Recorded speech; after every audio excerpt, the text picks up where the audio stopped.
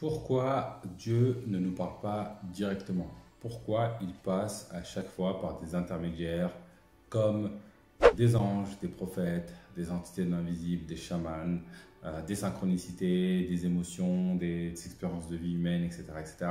Pourquoi il ne vient pas nous voir directement et tu dis en face à face, voilà, je suis le tout, le chemin de la vérité, c'est celui-ci.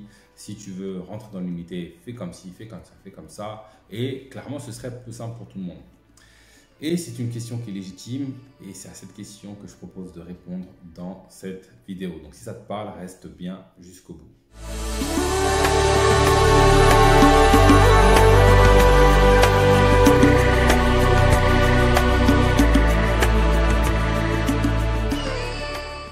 Bonjour et bienvenue dans Enquête spirituelle, la première chaîne qui traite en profondeur des réalités spirituelles. Je m'appelle Bakar Niakaté et ici je te parle de connaissance de soi et de spiritualité car c'est en s'éveillant sur cette question que nous, l'humanité, nous allons bâtir un monde meilleur, nous rapprocher du divin et réussir notre passage sur Terre. Donc si toi aussi tu veux t'éveiller spirituellement, deux choses à faire. La première, tu t'abonnes à la chaîne, tu actives la cloche de notification pour être sûr de ne pas rater le contenu puissant comme celui-ci que je partage chaque semaine. Et deux, va dans la barre de description et fais ce premier pas vers l'éveil. J'ai prévu pour toi un test de personnalité gratuitement. Tu vas pouvoir faire connaissance avec ton ego, avec qui tu es. Il faut que tu saches que celui qui se connaît le tout, connaît l'univers. Ça étant dit, rentrons dans le vif du sujet. Pourquoi Dieu ne vient pas nous voir directement? Pourquoi il passe par des intermédiaires, par des anges, par des guides, par même l'héritage génétique, par des synchronicités, etc. etc. C'est vrai qu'on pourrait se poser la question, c'est plus simple s'il venait en fait en face de nous. Tout ça vient d'une mauvaise conception que nous pouvons avoir du divin. La plupart des humains ont une conception du divin comme étant une entité à part entière. C'est-à-dire que d'un côté, il y a la création, il y a nous, les humains, la terre, les cieux, etc. Et d'un côté, il y a le divin qui est dans un espace qu'on ne peut pas imaginer, qui est dans un espace qui dépasse notre entendement. Et donc,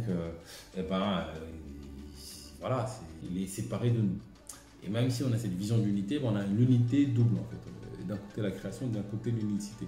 C'est bizarre, mais malheureusement, c'est comme ça que la plupart des humains pensent au divin. Et donc, effectivement, si tu as une vision comme ça du divin, viens nous voir en fait. C'est quoi le truc? Après, certains vont dire oui, mais mes yeux ne sont pas assez puissants, ne sont pas assez profonds pour appréhender le divin, ne sont pas assez géniaux pour le conscientiser, etc. etc. Que nenni, foutaise zéro. Ça, c'est que des histoires qu'on se raconte pour apaiser notre mental et répondre à cette question sans forcément aller au bout des bouts. Pourquoi Dieu ne vient pas nous voir? Il y a une vraie raison derrière ça et c'est ce qu'on va découvrir dans cette vidéo. Déjà, il faut que tu saches que la difficulté que Dieu a, c'est que nous ne faisons pas confiance à son message. C'est-à-dire que même si demain, une entité venait te voir, admettons, et que cette entité, c'est le divin, elle vient en face de toi et dit voilà, je suis le divin, écoute-moi, suis-moi. Est-ce que tu lui ferais confiance? C'est une vraie question. Est-ce que tu aurais confiance en son message? Alors, je suis sûr qu'il y a cet élan en toi qui dit oh oui, je vais reconnaître la lumière divine, je vais reconnaître la vérité divine et je vais suivre. Ouais, ça c'est ce qu'on dit, mais dans les faits, concrètement. Parce qu'il faut que tu saches, c'est ce qu'il fait en fait. C'est-à-dire qu'à chaque instant, à chaque seconde, il te parle. Partout où tu vas regarder, tu vas voir au bout du bout les vérités divines. Que tu regardes en toi, dans ton cœur, dans ton âme, dans ton essence, dans ton esprit, tu vas voir les vérités divines. Que tu regardes en l'expérience humaine, en observant des baleines, un coucher de soleil, même la télé-réalité, ce que tu veux, peu importe où tu regardes, les astres, en étudiant les fourmis, si tu vas au bout du bout d'observation, à un moment donné, toutes les vérités divines se révèlent à toi. Parce qu'il faut que tu saches que tout ce qui existe en fait dans les cieux et sur la terre, du monde visible et invisible, parle de Dieu et c'est Dieu en fait qui te parle. Parce que Dieu n'est pas une entité séparée de toi. Dieu, c'est le tout. C'est tout en fait.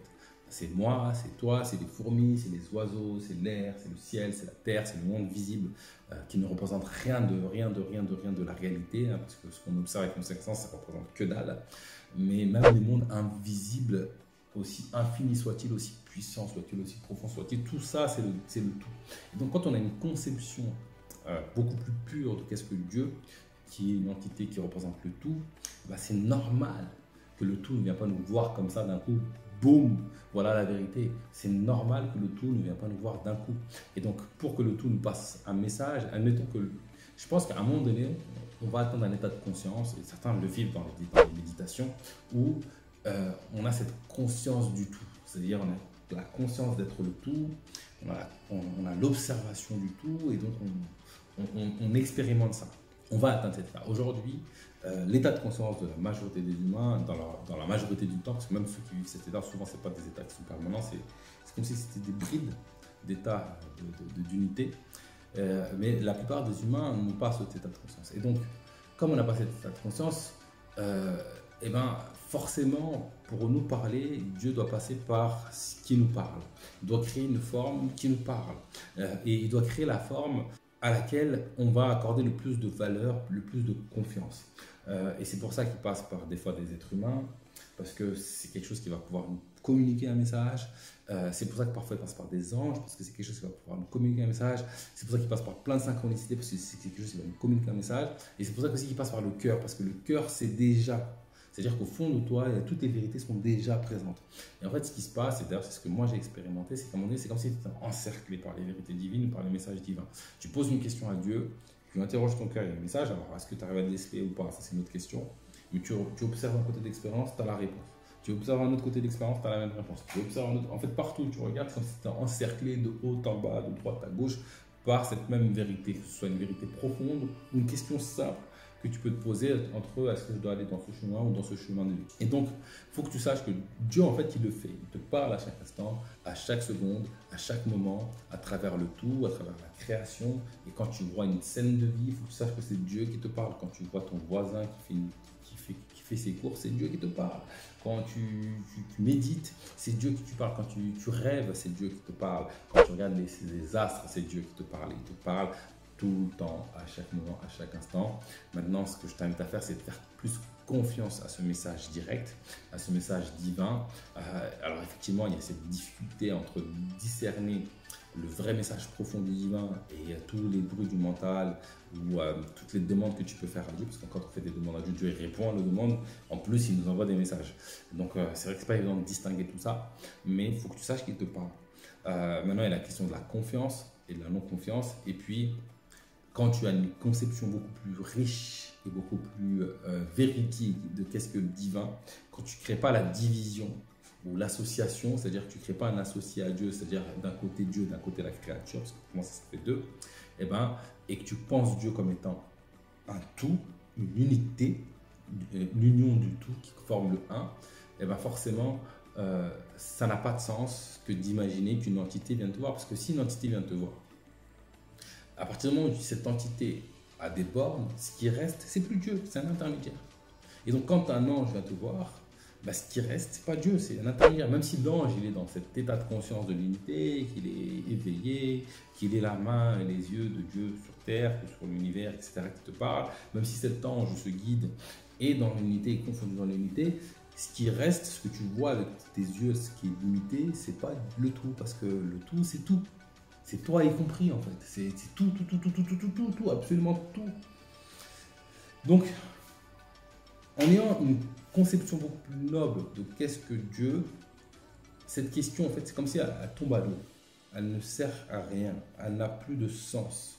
Et l'important en fait, ce n'est pas la forme qu'utilise Dieu, qu'utilise le tout pour te parler. L'important, c'est le message. Et donc, c'est pour ça que moi, si je fais des méditations où j'observe la vie, je vais avoir une forme particulière. Et que quelqu'un d'autre, toi, par exemple, si tu fais une méditation, tu vas avoir une autre forme particulière. L'important, ce n'est pas la forme, c'est le message. Là, je te passe un message, je peux utiliser le format vidéo, je peux utiliser l'écrit, je peux utiliser l'audio, je peux utiliser même les gestes. L'important, ce n'est pas la forme, c'est que le message, il passe. Donc, Dieu va utiliser le message auquel tu vas être le plus audible. Et donc certains ça va être les ressentis, certains ça va être l'ouïe, certains ça va être la vue, certains ça va être l'émotionnel, certains ça va être l'observation d'expérience, certains ça va être la lecture, la pensée, la réflexion, peu importe, on s'en fout. L'important c'est que le message divin passe, que le message divin arrive à ton oreille, que tu lui portes de l'attention, que tu lui fasses confiance. Donc voilà, c'est tout pour aujourd'hui. Si cette vidéo t'a plu, je t'invite à laisser un pouce bleu. Dis-moi en commentaire ce que tu en as pensé, si ça fait écho en toi, si c'est plus clair pour toi cette notion d'intermédiaire, pourquoi tu utilises des intermédiaires, si j'ai pu répondre à cette question. Et sur ce, je te donne rendez-vous très prochainement pour du nouveau contenu autour de l'éveil spirituel.